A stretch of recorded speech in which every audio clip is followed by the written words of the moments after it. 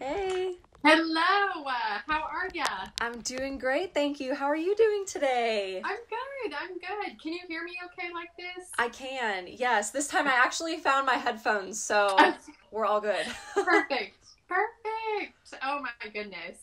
I'm so excited we got to do this. I feel like today we have a lot of really important things to talk about, so hopefully people will join us. And if not, thanks for recording the episode last time, and I Definitely. told my followers I'll get it out to them. So Great. all valuable things. I was going to do a webinar tomorrow night on a lot of these topics, but it's just not really filling up. And with the launch of the Balanced Gymnast starting Thursday, it's just a lot. So I told a few people, I said, hey, make sure you jump on the live. And if not, I'll send you the recording because it's going to be a lot the same topics, just a little less formal. Okay, great. And I'm recording today's as well, so I'll send this to you and you can save it, share it, send it to whoever. Awesome. Thanks. Yeah. Well, yeah, so today, just kind of a brief overview for those who've joined, and hopefully we'll have a few more. I just really wanted to touch on, kind of the elephant in the room right now of, everyone's super anxious about when we can get back into the gym, body change, what's going to happen, am I going to gain weight, am I going to look okay in a leotard, am I going to get injured while trying to get my skills back? Everyone kind of has this like looming, oh my gosh, it's going to be hard. And I think for athletes who haven't experienced an injury before, this is going to be some new territory because comebacks are hard physically. They're hard from a nutritional standpoint, as you well know, and definitely we'll touch on more today. It's hard from a mental aspect as well. And I know Dave Tilley with Shift Movement had a great post today that just talked about kind of the things that people need to know when thinking ahead about comebacks. And I really appreciate his post, especially just mentioning, the speed at which people try to get skills back. Yeah. And that's something that definitely will have to be reined back, especially dependent on what happens to the athlete's body between now and then. And we'll talk about that a lot today, but definitely how nutrition is approached right now is going to have a big influence on kind of the bounce back and, how quickly that muscle recovery responds. And today I'll talk about, how quickly do we lose muscle? Does it atrophy? Does it shrink? How does nutrition affect this? What happens if you lose a bunch of weight right now? There definitely are ways to go about, being smart and adjusting your nutrition as you need to. But there are also some really bad things you can do that is just going to set you up for injury, when you come back, and also just make it that much more difficult. Yes. So, yeah. I thought that we kind of first start talking about just kind of what normal growth and weight gain is. I know we talked a little bit about that last time, but I think this is important for people to really get a handle on, because what a lot of gymnasts, I think, are going to see between, February, March, like whenever we really stopped practice, between then and whenever we get back in the gym, which honestly, I'm no public health expert. I'm only a dietitian. But I don't think it's going to be any time before June, in all honesty. And that's, March, April, May, June. That's 4 months. I mean, that's a long time out of the gym. And, I know a lot of gymnasts are doing their best right now to condition at home. Teams are doing Zoom workouts. But I wrote in a blog post yesterday, which everyone should go read. Just click my link in bio, go to the blog. Yeah, I will. It's not the same, doing your conditioning at home just isn't the same in terms of training volume. And I'm no, strength coach expert here, nor do I claim to be. But anyone who's done gymnastics before, can recognize that not swinging on the bars, not going over the vault, not doing these intense tumbling passes is just different. Yeah, so there's no denying it. It's just not the same. Yeah. Yeah. But the good news is, and what the science shows is that it takes a lot more effort and a lot more stimulus and a workload to actually build the muscle than it does to kind of maintain and preserve. And so I think, the number one thing right now for the athletes is just to continue moving their bodies 5 to 6 days a week. It's important to take rest days. That should be a given all the time. Absolutely. And rest days are part of that, forward thinking of, I'm going to let my body rest and recover now so that I can come back in the gym stronger, which is hard because I think, I know I, as a gymnast, I had this mentality of for every day I wasn't in the gym, there was someone else that was getting better than me. So I conditioned at home. I worked out 7 days a week. I never let my body rest. And I had a lot of overuse injuries. Yeah. And that definitely complicated the nutrition situation all the more. But kind of on that topic, I mean, like I said before, like this is a blessing in disguise for so many girls that don't have a good off season, that don't have good periodized training where we have different phases to our season, which, have different aspects and different intensities and workloads to the workout, but also should have different approaches nutritionally.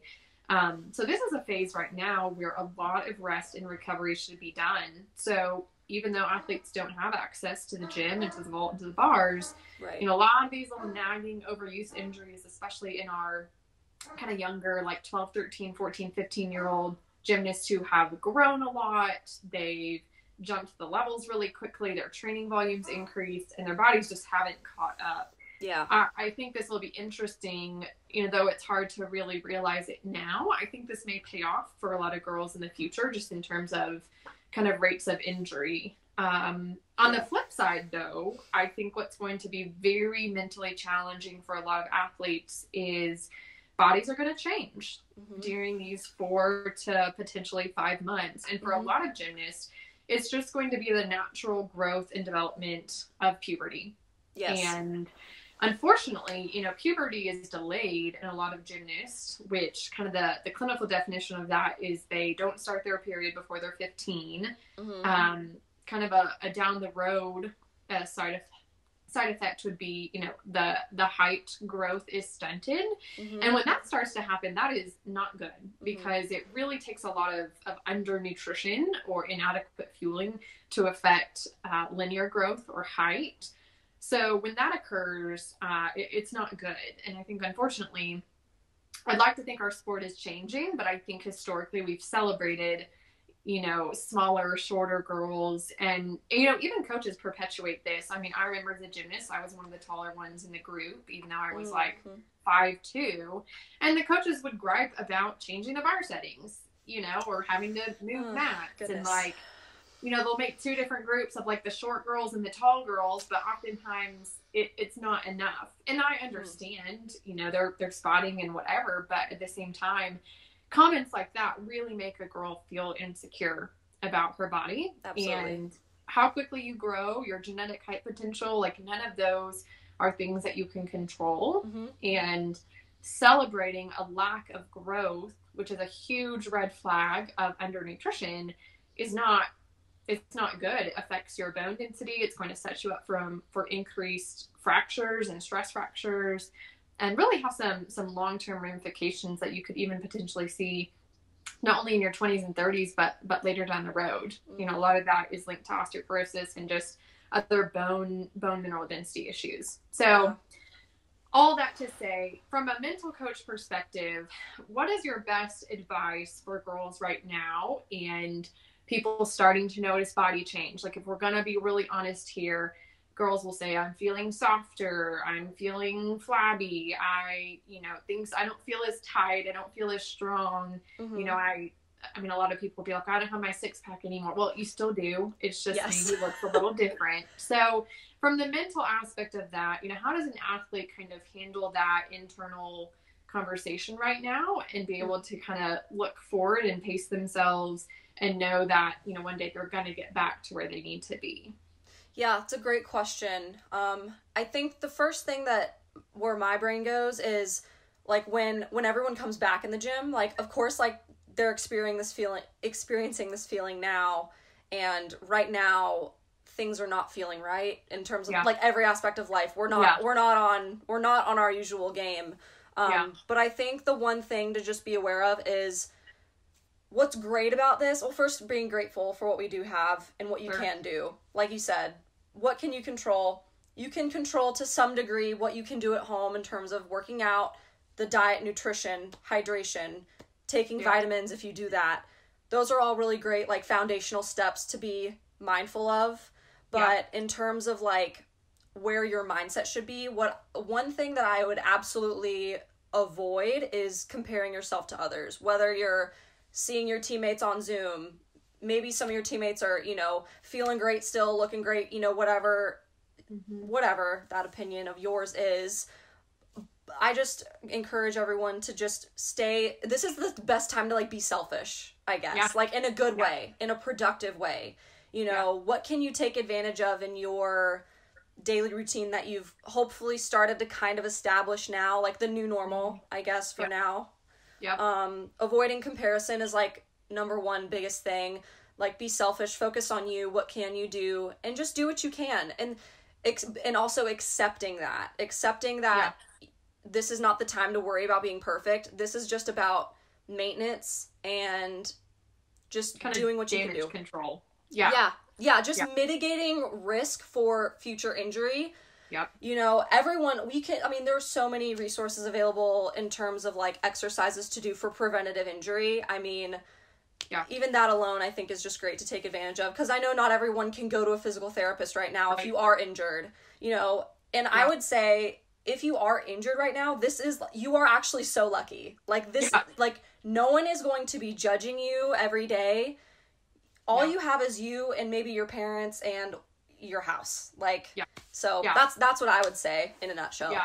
Like the clock has stopped. Like those pressures of, I'm not progressing fast enough, I'm not coming back fast enough, my coach isn't going to be happy with me, which all of those things are uncontrollable anyways in terms of how long it takes an injury to heal. But at the same time, like, there's this huge grace period right now that definitely needs to be taken advantage of.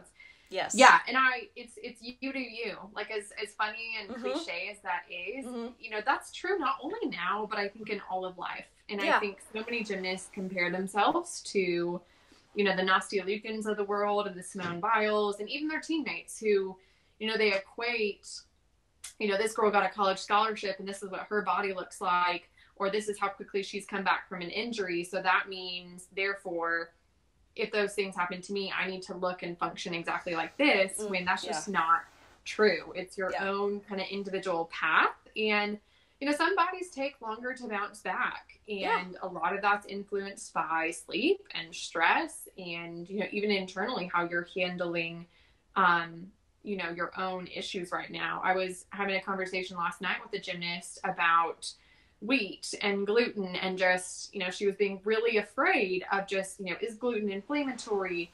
I'm just not sure. I think it's going to cause heart disease. And, I showed her the research, but at some point I said, stress and anxiety about food is going to cause you more inflammation, chronic low-grade inflammation, than actually eating a food where there is no data that shows it's harmful to you.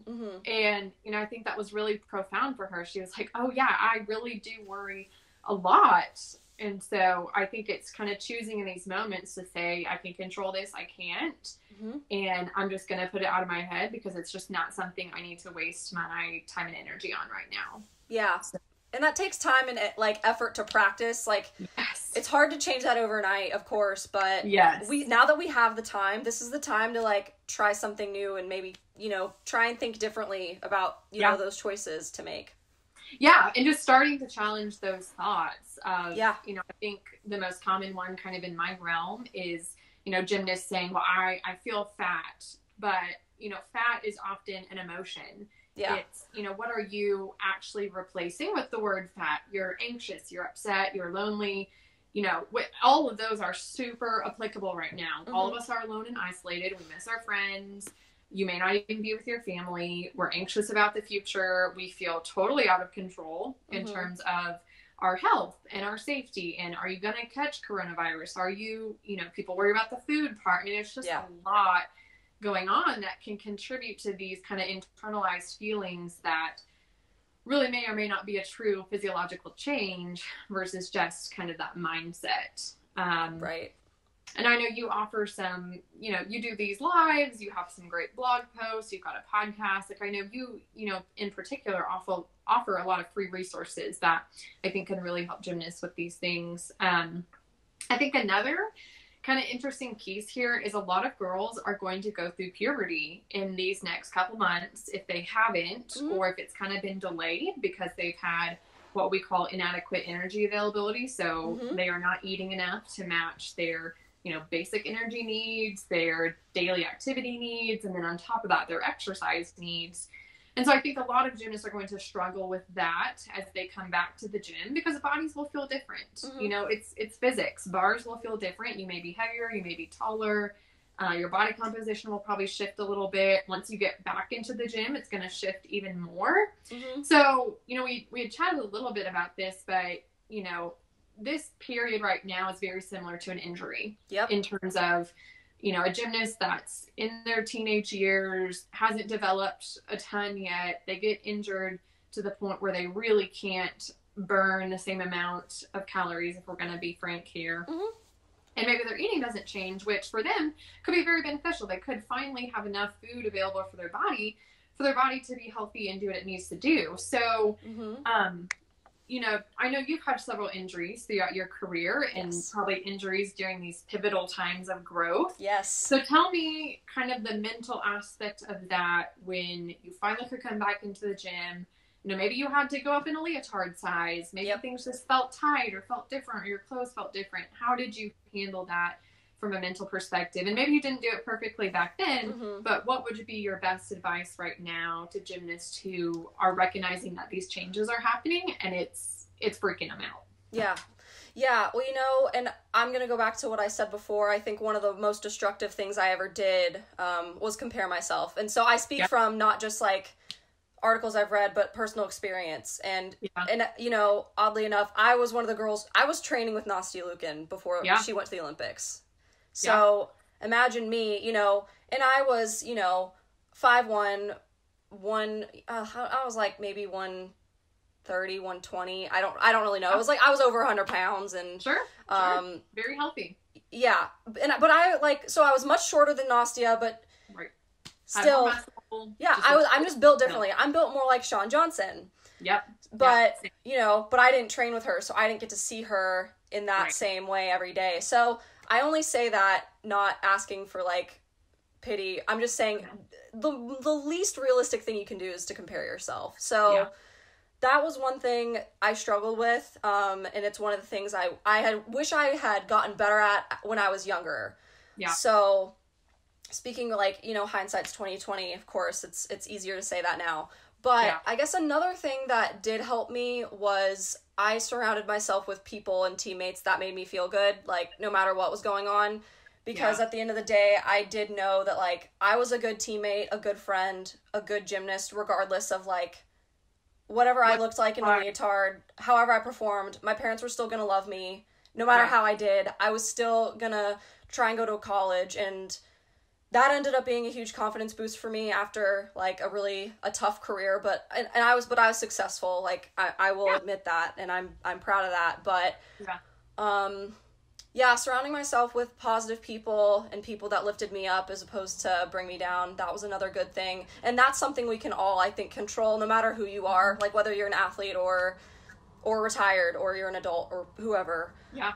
What else? Yeah, I think those are the main things that stick out. I'm trying to think, I think just being kind to myself, that was another thing I wasn't good at, but realizing that everybody at some point is going to go through puberty. And it's interesting because I'm sure we can all look back. If I'm going to use Nastia as an example, her body changed after she had gone to the Olympics the first time. And everyone sees that. And I don't think she would, if she was standing right next to me, I don't think she would deny that. I don't try and speak for her, but everyone at some point has to go through puberty. You have to. So why not now? Get that part over with and learn to adjust. Yes. Exactly. Yes, exactly. Because there's going to be plenty of time to relearn aspects of bars, mm-hmm. to, relearn those feelings, the things that you are used to. And I think for a lot of girls, some really positive benefits come from having better muscles, having you're stronger. A bigger booty, having bigger thighs. You can vault better, you can tumble better. Yes. Yes. You're not this awkward kind of preteen anymore. You're starting to look like a young lady. Right. Which, the sport has evolved. I mean, look at Chelsea Memmel, Yes, and she's still flipping she did a decade ago. I mean, it's crazy. That woman, respect all the way. My body, nope, can't. Oh, yeah, no, those days are over. for me. Yeah, but she's a beautiful woman. You know? And she has children. She has her own children. Yep. So, and that's just, you know, it's part of the comeback. So, and I think coaches will know, like, coaches will be mindful that yes, bodies have changed and, you know, timelines are going to be adjusted. And I think the big thing is expectations need to be adjusted in terms of what I'm going to look like, what I'm going to feel like, how skills are going to be. I mean, I think everyone's just going to have to go back into the gym with kind of a hands open, like, I'm going to do my best. I'm going to, you know, attend to my nutrition. I'm going to do the mental work. I'm going to, you know, recover well.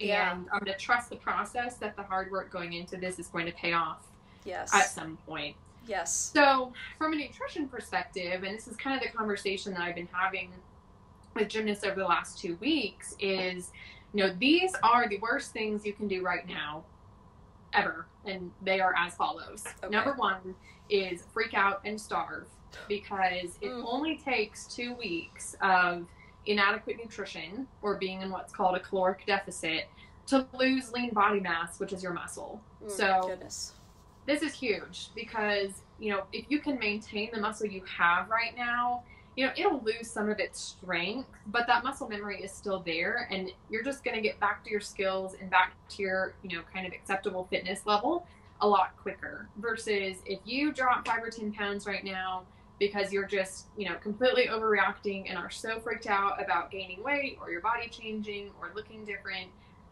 you're going to come back to the gym in a bad shape.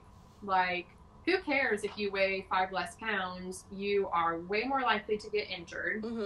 Your muscles aren't going to catch up to everyone else's like they should. You're going to struggle with conditioning. The whole comeback process is going to be really difficult. And, you know, I remember my first major injury, I peeled off bars and fractured my back. And I think I was out for like 8 weeks in terms of like nothing. I mean, you can't do anything.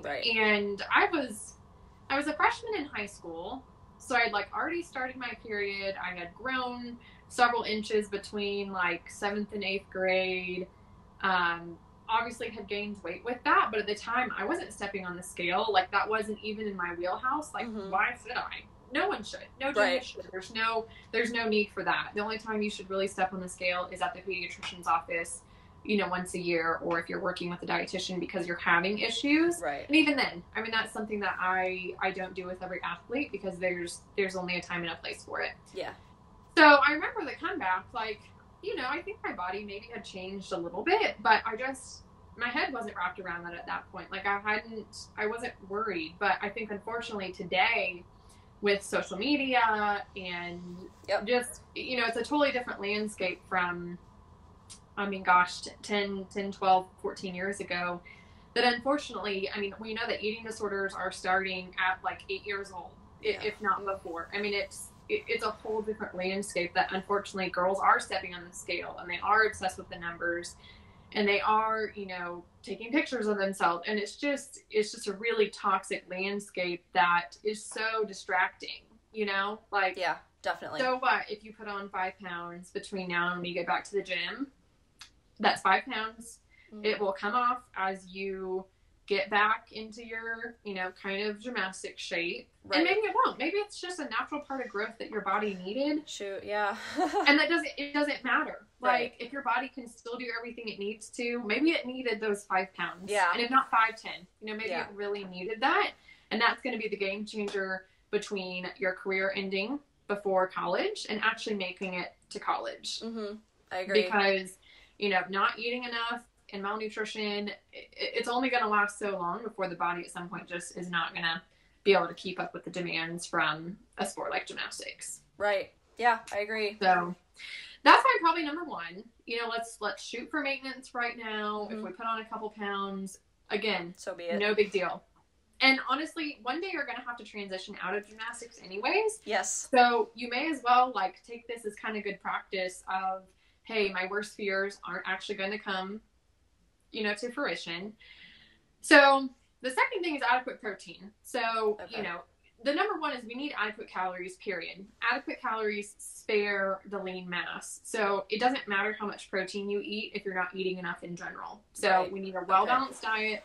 of, carbs, protein, and fat. We need, quarter of the plate, kind of palm size protein, 20 to 30 grams every 3 to 5 hours. So essentially that works out to the main meals, breakfast, lunch, dinner. Yep. And then, for a lot of my athletes right now, we're still doing an afternoon snack just because of the timing of lunch and when their family makes dinner. Mm-hmm. Some may need a bedtime snack. Some may need a pre-workout snack. Like, it all depends. Yeah. And I think that looks different, but your appetite will adjust. So I think a lot of girls are probably not as hungry right now.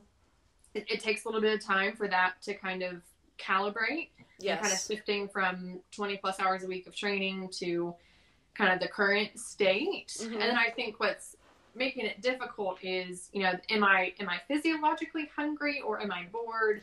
Am I upset? Yeah, am I lonely? Like, definitely. What kind of hunger is coming into play here, which I know a lot of athletes are struggling with. But the first step to combating that is adequate nutrition. Mm-hmm. So if you're walking around trying to starve yourself, you're going to have a harder time with boredom snacking, with emotional eating, with craving things, with feeling out of control, because the body's not stupid. The brain's gonna give you the signals that you need to eat if you need to eat. And yes. The harder you fight that, just the worse it's gonna be. So number 1, adequate nutrition overall. Number 2, adequate protein to really maintain the muscles you have, because that's like your greatest asset right now in terms of how smooth this transition is going to be getting back into the gym. Yes. And we know from the research that, the training volume you need to maintain what you have right now is a fraction of what you were doing. Mm-hmm. So as long as you continue to do something and eat enough, right, you're going to be in pretty good shape coming back into the gym. But the third thing is the over-exercising piece, mm-hmm. which, that has to be taken in context. I mean, gymnasts work out a ton. The sport demands a very high volume of training, but that's all in the context of adequate energy. So, mm-hmm. If a girl is trying to starve herself right now because she's worried about weight gain, yet at the same time she's conditioning for 3 hours a day, that would be over-exercising for her because she's not fueling the work required. Right. So she's going to see the same muscle loss, probably some overuse injuries start to pop up, and it's going to make that transition into the gym that much harder. Right. So kind of with all that from the nutrition perspective, like, what are your top tips right now for an athlete, just, where they can be mentally, what they can be doing every day from a mental perspective to kind of get through the unknown right now, and then, prepare themselves for this uphill climb that we're all going to be on, trying to get back to where we were, early March. Yeah. And I mentioned this before. The first thing that always comes to mind is, like, be grateful for what you do have. And, like, whether you're injury free or you're going through an injury, be grateful for what your body can already do. I always suggest writing down, and if you're a morning person, do this in the morning. If you like to do things before you go to bed, do that. But write down at least 3 things you're grateful for. I can't stress that enough. I mean, and that's something we can all be doing. Like, yes. I don't care who you are, athlete or not. That's one thing to do. And another thing, I think that maybe not everyone's is cognizant of right now, but this is a great time to take advantage of setting new goals and maybe readjusting previous ones you already had. Just, remember your why. Like, why are you doing your sport? This is a great time for, like, that self-reflection, remembering, why are you doing this? I mean, because you can quit at any time. Yeah. You don't have to do gymnastics. You don't have to do this. So remembering why you want to and your purpose for doing this sport, that's another thing to just kind of, take mental note of every day. Like, remember your why. There was another thing I wanted to say, but I forgot. But that's what's on my mind right now. Shoot. Yep, I lost my tip number 3, but I'm sure it'll come back to me way later. It is. But I mean, the grateful thing is practicing and learning that right now will carry you through life. So, like, right now, I am 26 years old. I'm an entrepreneur. I literally just shifted my nutrition practice to 100% online, like, literally this January, February. So, wow. This has been a pretty rough period for me. I lost a $25,000 contract last week, if I'm being super honest here. Like, I'm feeling this just like everyone else is, but because of my gymnastics background and the work ethic it taught me, the perseverance it taught me, the mental work it taught me, I've been able to, instead of just crumble into a ball and say, well, I quit it, this practice isn't going to happen, like, oh, well, no, I'm pivoting. You know, I'm launching a course right now that starts Thursday. This is a not great time to launch a course. But could I have predicted that? No. You know, should I not launch it? No. You know, I have a small group of girls that have joined so far, and we're going to have a fabulous time together. And, that's great. You know, I'm fortunate that, you know, I'm not the sole breadwinner in the house, and I know not everyone can say that right now. But I'm still feeling it like everyone else is. And there still are a lot of disappointments that I think everyone is feeling right now, whether it's the end of your gymnastics season or, you know, for the seniors who didn't get to finish their season, for the girls who are now anxious about college recruiting and being worried that, you know, how am I going to be in shape for the camps this summer? I'm a junior, like I'm behind. And I think just the gratefulness and the blessing of this time is you're going to use this time in your life in ways that you just don't even know at this point. Yes. I never could have told you at, you know, 14 or 16 years old that in 10 years I would be married and we would have moved and I'd be an entrepreneur and I'd be working with high-level gymnasts, helping them through the same struggles that I went through.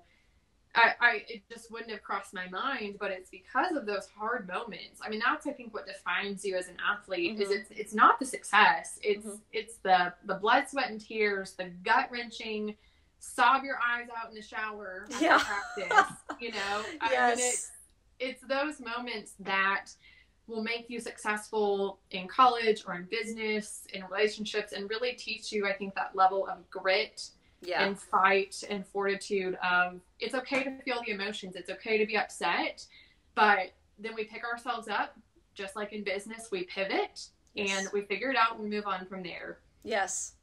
And who knows, you know, the contract I lost, we'll see, you know, maybe that wasn't even work that I wanted to do and that aligned with my niche. Like, who knows? Who knows? You might find something better.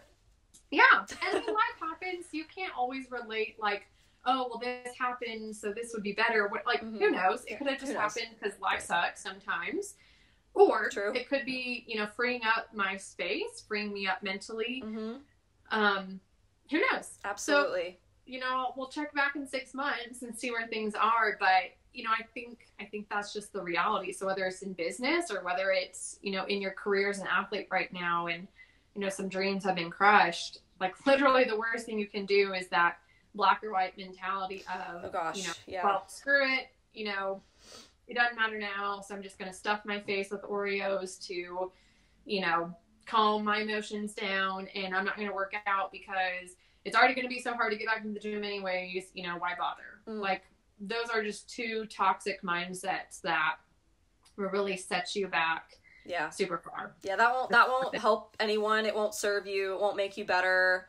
I agree. I definitely agree. I just remembered the other thing, and you had already mentioned this, but I want to say that I agree with, like, this is a time where, like, be open to learning new things about yourself, because this is something that all gymnasts right now in the year of 2020 are all experiencing at the same time, but no one else before you has, and no one else moving forward probably will. I mean, I hope. I mean, I pray to God that we don't have another one of these things like this ever again, but, like, I think just embracing this thing and seeing it as something special, and that only you be, like, this is something you'll be able to tell your children about. Like, if you're a gymnast here, like, this is something you will learn so much about yourself, and you'll be able to share what you've learned with, like, your children, and, like, you know, it'll be something you'll be able to talk about with your teammates and, you know, wherever you end up going to college, if you decide to do that. Like, this can be a really great bonding thing too, like, when